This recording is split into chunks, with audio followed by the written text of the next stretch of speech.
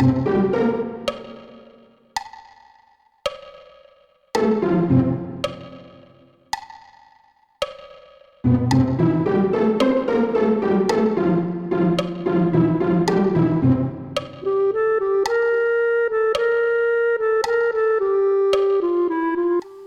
a reason there hasn't been any kung fu videos on the channel since Fight Dragon back in June. As you can see, it certainly hasn't been for lack of trying. It seems the company that distributes the Shaw Brothers and Golden Harvest catalog comes from the "if you have any footage at all from our movie, we'll blast you into the Shadow Realm" school of copyright, or at the very least make it unseeable in 95% of the world. Anyway, this basically means I gotta look off the beaten path for video candidates, and since it's the Boo times, we also need something scary, something with a strong horror bent. Or failing that, at least something freaky or weird. The Executioner, now, which one was... 喂喂喂！释放恶魔魂力，不管你是大鬼、小鬼、男鬼、女鬼、猪鬼、矮鬼、胖鬼、瘦鬼。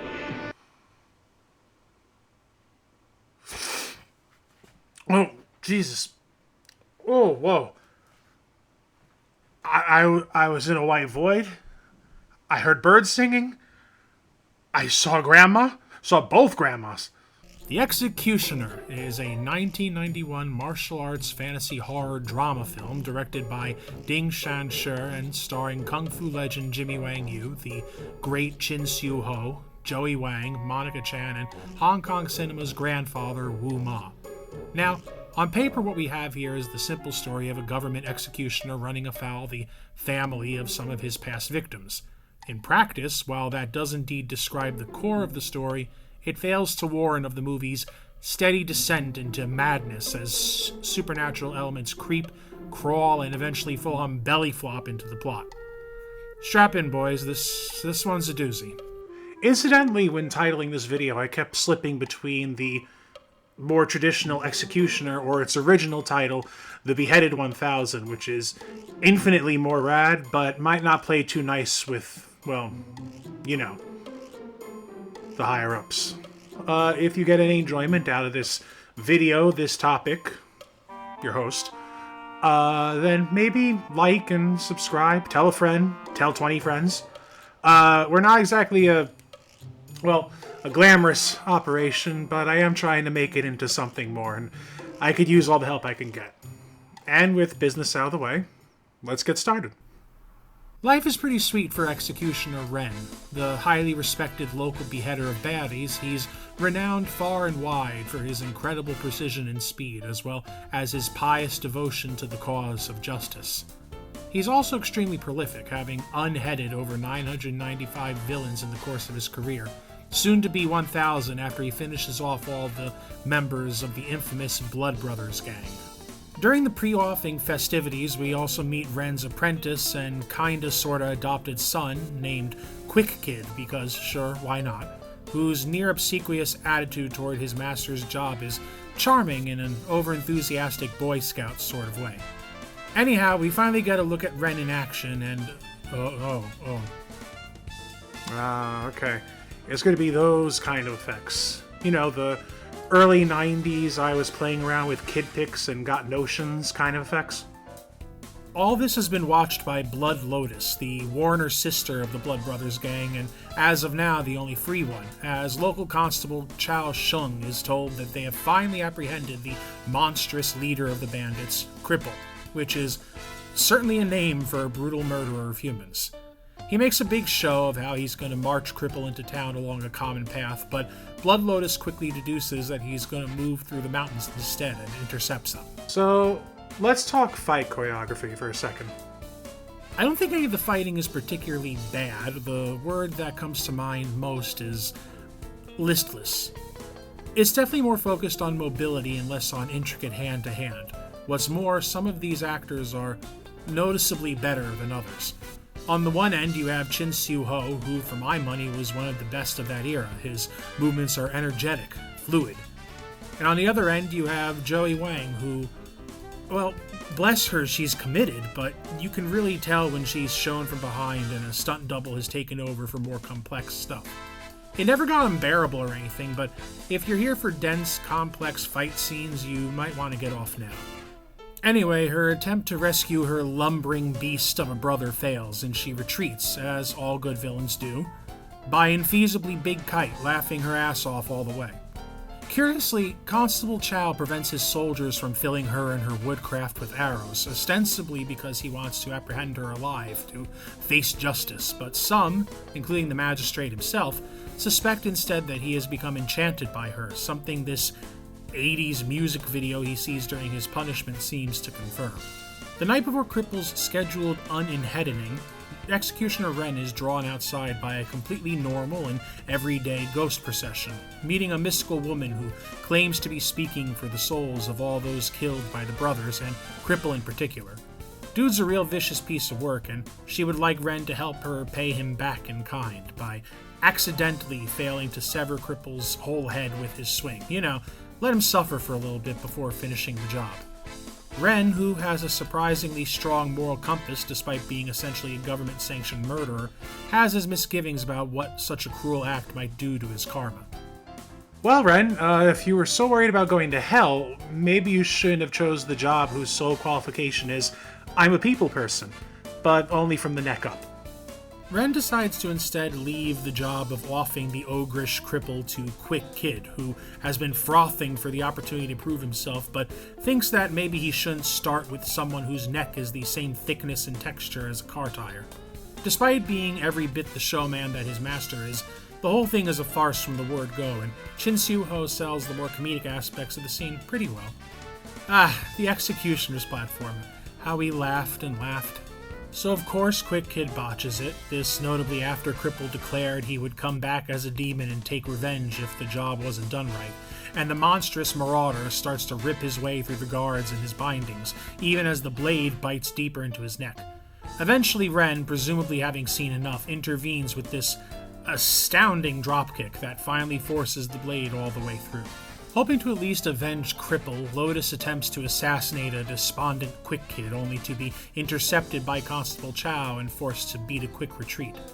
Thanks to his basic deductive skills, Chow follows her to the graves of her brothers, and after some brief moral debates about what the real evil in the world is, the government or the bandits, Chow comes clean about his feelings, making the standard wistful promises to bring her somewhere peaceful and safe, and for a second, it seems like Chow was right, that there really was an innocent young girl under all that anger, and all she needed was...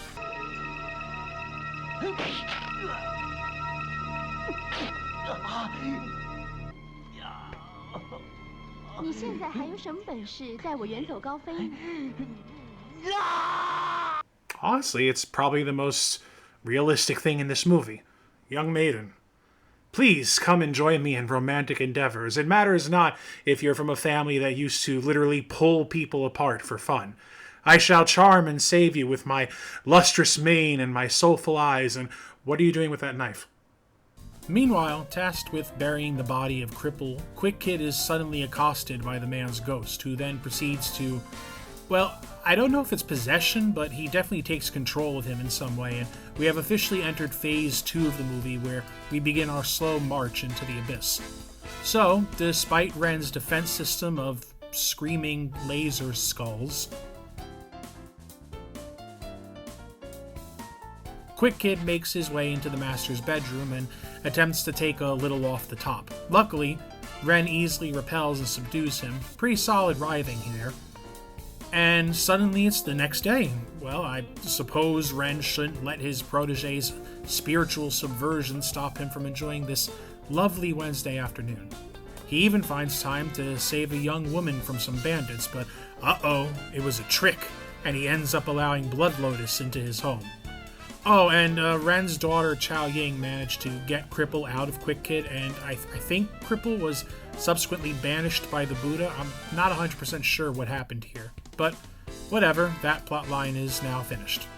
So, by now you're probably saying, well, Dave, it's certainly an eccentric and fun little flick, but there's nothing too overwhelmingly crazy or out of sorts about it. As a matter of fact, I'd even argue that it's not that much weirder than your average wuxia flick, and I know, it's not a lot yet, but just stay with me for a little longer. We're going to get there. So yeah, a bit of plot whiplash coming. Hope you're wearing those belts I warned you about. Seemingly deciding he's done with the execution game, Master Ren decides that he and his wife should open up a restaurant, and they do. And now Ren, his wife, his daughter, Quick Kid, and the undercover Blood Lotus work in Ren's House of Munch. I wonder if he has themed dishes like meatheads or a pork sword. Unfortunately, the good times are not to last, as Blood Lotus decides to finally set her plan for vengeance into motion. Following a less than successful comedy scene involving Quick Kid and the ladies, Master Ren informs everyone that Madame Ren, who he rather endearingly refers to as Mama, has gone missing, and everyone goes out to find her. We see Chao Ying searching over by the river, and this happens.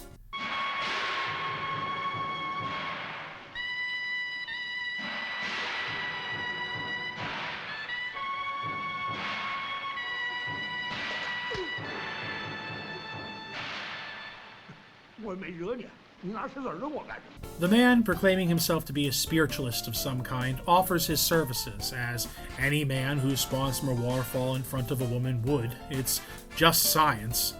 So, Chao Ying, trusting dear she is, brings him back to the restaurant homestead, and I love how despite ostensibly still being undercover, Blood Lotus isn't even trying to not be a shitbird here.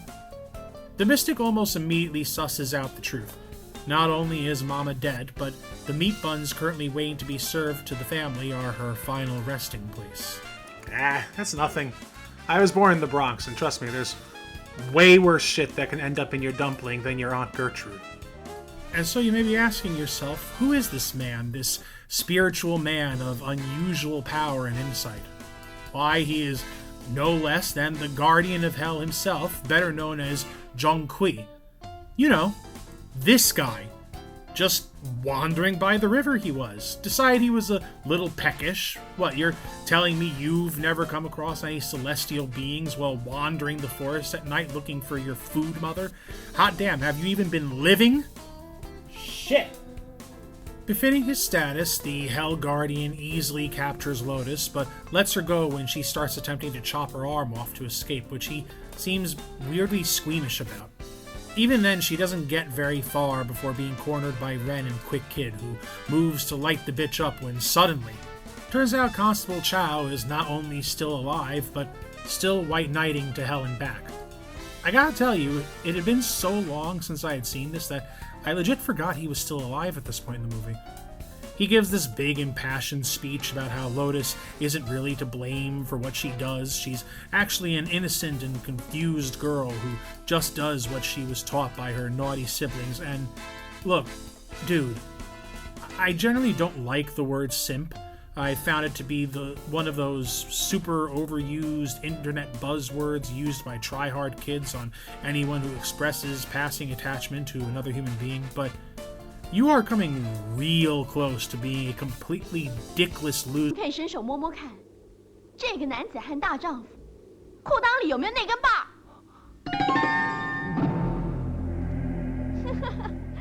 你们知道吗？他的那根把儿早就被我割下来了。Hey man, I didn't mean anything by it, alright? I didn't know you or your struggle or what you were going through. Do you want a hug? God damn. Well, having just heard about that, it seems that Ren's had just about enough of this nonsense and tells Penis McGee and his would-be paramour to come back to the court with him for proper punishment. Lotus instead lashes out with one last desperate strike, but unfortunately she procs Ren's auto counter and, yup. Can someone get Chao like a biscuit or something? Dude's having a real rough time. Back at the ranch with Ren and the Guardian of Hell itself, the characters try to gather their bearings after all that. Really quickly, notice that Chao Ying, looking moderately perturbed, has erected a memorial shrine to her mother and placed the body dumplings there, which is both morbid and really, really funny to me. Anyway, Zhongqi reveals that the mysterious woman who requested that Ren drag out Cripple's death is actually his sister, who he laments is not only very nosy, but is also 35 and still single. I don't have the strength to untangle that, so we're just gonna move on. While Big Papa Hell would like to stick around and help Ren cleanse the bad vibes, he actually has to help prepare for the aforementioned sister's wedding. Mazel tov. But warns Ren that there's likely still going to be trouble coming his way, especially with how raw most of the Blood Brothers are about their deaths. And wouldn't you know it, mere moments after the Guardians exit, the restaurant gets a guest, who Ren quickly recognizes as Scarface, one of the leaders of the Blood Brothers. Scarface sets up a reservation for a banquet 3 days hence, obviously intended as a thinly veiled threat to Ren and his remaining family. We're then treated to the visual of Lotus's body retrieving her head, and this shot right here, this is basically the starting pistol to the movie going full sack of hammers. Realizing the danger on its way, Ren orders Quick Kid and Chao Ying to run, leaving him to face his destiny alone. There's actually a rather sweet little bit here where a grieving Ren is preparing his armor and sees the ghost of his departed wife. It's actually surprisingly emotional, but soon enough, the 3 days have passed and the villains are on their way, heralded by this headless flautist, and while you may want me to comment further on that, the physics involved here are the least upsetting thing about to happen. Ren, having prepared himself with cancelable body mods, engages in a surprisingly chill meeting with the assembled specters. Jimmy Wang Yu is in fine form here, giving Ren a sort of assured dignity to contrast with the wild shit he's surrounded by.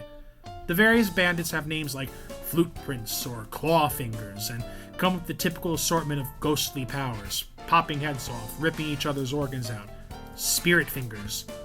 So far, so normal, but you may not have anticipated the fat man with the whole-ass gremlin quado popping out of him to shit-talk. 是一口气，鬼有9条命，人与鬼争，站一边去吧。 And I do mean it, that's straight up a gremlin. Only to them be put to death by our hero. I love it, you love it, everyone's having a great time. In a lucid moment, the rather dripped-out Lotus and Cripple make their demands. They'll actually leave peacefully and not kill any innocent people, but only if Ren puts on some cuffs and allows the spirits to kill him instead. Otherwise, all bets are off and they'll slaughter everyone they see. Ren decides to take a third option and just kill all of them again, which, fair enough, is pretty hardcore, and the final battle begins. The fights themselves are fever dreams of strange visual effects and bonkers supernatural set pieces. For instance, Blue Demon here shows that he can shapeshift, taking the form of Quick Kid in an attempt to fool Ren, but once found out, what do you think his next move is? Some more illusions? Maybe some offensive magic? Why, it's only the classic throw a bunch of beans on the floor and animate them to singing and dancing, fire-breathing demon children acrobats technique.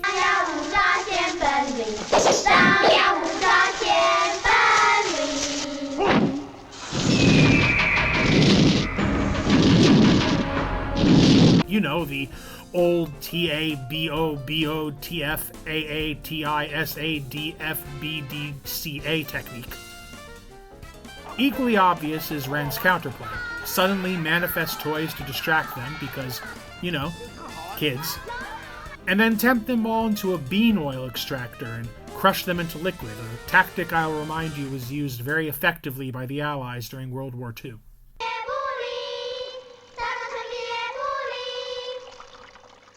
Unfortunately, before the throwdown can continue, the gang uses the recently apprehended Quick Kid and Chao Ying to force Ren's surrender, chaining him up and bringing him to the stage. What follows is a rather irritatingly drawn-out sequence where Ren, seeing the writing on the wall but at least wanting to die in such a way that would allow his soul to be reincarnated properly, requests that Kid behead him. And Kid is all, "Oh no, Master, I can't do it, no, don't make me." And Ren is like, "You absolute nipple, if they kill me, my afterlife will suck too." And Kid is like, "Oh no, Master, no, Master." And this goes on for like 5 straight minutes until Kid nuts up and agrees to do it, giving an impassioned speech about carrying on his master's will. But before the blade could be dropped, a parade of some kind crashes the party. And wouldn't you know it, it's Zhongkui's sister's wedding procession. See, there was a point to mentioning that. Well, he would usually just suck the bandits up into his magic gourd, which I guess is a thing he can do. I'm not familiar with the mythology. He left it at home because, well, who brings an ancient spiritual artifact to a wedding? Turns out they don't need it. Having slain 999 wicked men, it seems that Ren's sword has picked up some pretty intense evil-slaying power of its own. It's basically on the verge of becoming an exceptionally powerful holy weapon. Unfortunately, that same wicked blood is gunking up its power, and it needs the blood of a righteous man to achieve its potential. Kid offers up his own neck, taking a moment to proclaim his love to Chao Ying, apologizing for making her wait and swearing that he will search for her in his next life and marry her.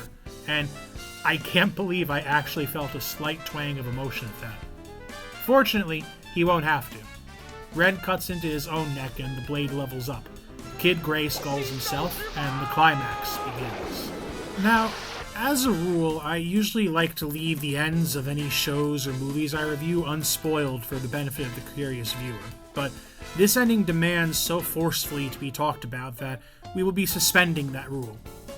At this point, what little remaining structure the movie had just falls apart. We're in full effects carnival territory. People are flying, shooting lasers and Hadoukens at each other, shit's turning into other shit, and Kid won't stop yelling. There's a gourd that shoots energy pellets, spiritually enhanced weapons, and at one point someone summons a pair of giant animated fart gas spiders who roar like King Ghidorah. I should clarify, I don't mean they sound like King Ghidorah. I mean it is literally his roar.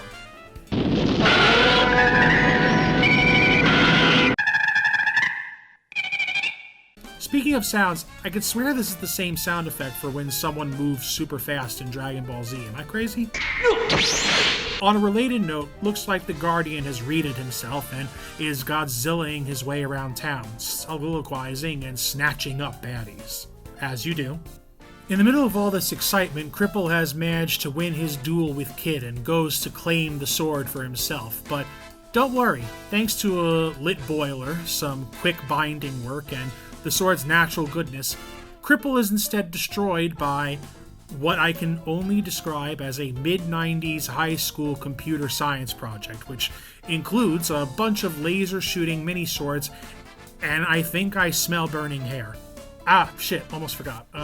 In the middle of all this, we also see Blood Lotus presenting herself to a bunch of Buddhist monks, among which is Chao the Ungenital. She then gets turned into a literal lotus flower, which I assume represents her spiritual redemption, so in the end, Chao was right, and that's great and all, but I'm pretty sure he'd just rather not be a eunuch, but all's well that ends well, I suppose. With all the chaos finally resolved, we see Ren, now transubstantiated and hilariously awkward looking, declare that he will be joining the Guardian in stamping out evil, a task for which he doesn't need his sword anymore. He instead gives it to Kid as a wedding gift, and the movie finally, mercifully ends. What? You want some deep, meaningful denouement? Nah, this ain't that kind of movie.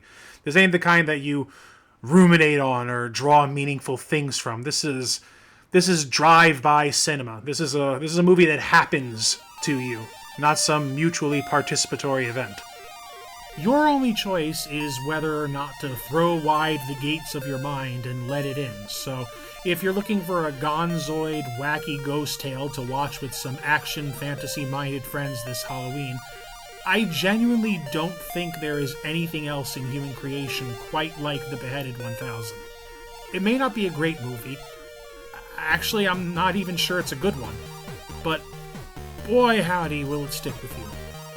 There's one more entry to go in our celebratory trilogy of terror, so tune in next time for the grand finale. I'll see you all then.